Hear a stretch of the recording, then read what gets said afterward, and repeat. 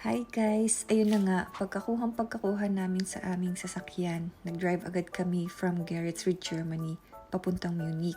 Sa Munich kasi ako nakatira. Kailangan ma-familiarize ni Jowa yung lugar ko para madali na sa kanya maihatid sundo ako. Medyo malayo kasi kami sa isa't isa. Kung mag-commute kami, aabutin ng 1.5 oras ang biyahe.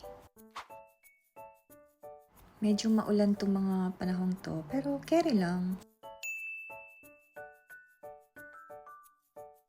Kinakapa-kapa muna ni Jowa yung pagdadrive dito sa lugar ko.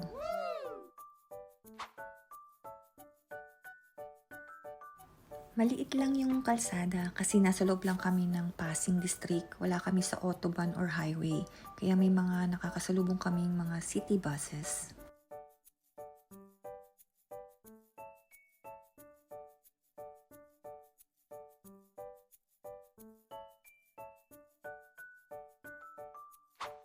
Eto na, papasok na kami ng autobahn or highway. Medyo traffic pa ng konti kasi papasok pa lang. After nyan, medyo maluwag na yung kalsada.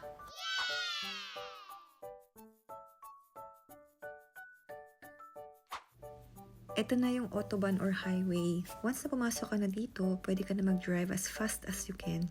Walang speed limit, basta alam mo kung saang lane ka magstay. Depende kung gaano kabilis yung gusto mo.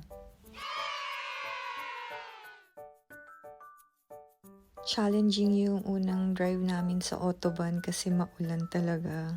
Pero carry lang. Okay, hanggang dito na lang ulit. Thank you for watching. Eine schönen Tag noch.